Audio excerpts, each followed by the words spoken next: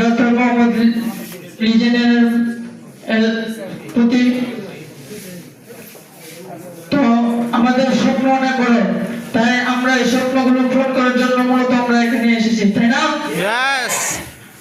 আমি যখন যে সময় এখানে আসছি, আমার বন্ধুরা বলছে যে ভাই তুই যাস না, তোর কিডনিগুলো তুলে রেখে দেবে, কিন্তু ওরা জানে না যে টেন্স কি জিনিস।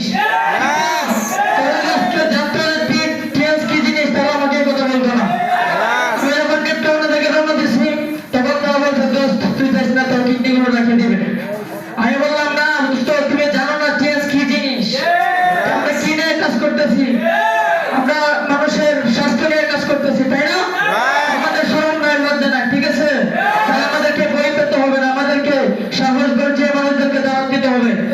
আমরা চুরি করতেছি না, আমরা তো ঘুষ খেতেছি না, আমরা তো সুদ খাইতেছি না, তাহলে আমাদের বই কিসে? তাই আমাদেরকে স্বপ্নগুলো পূরণ করতে হবে।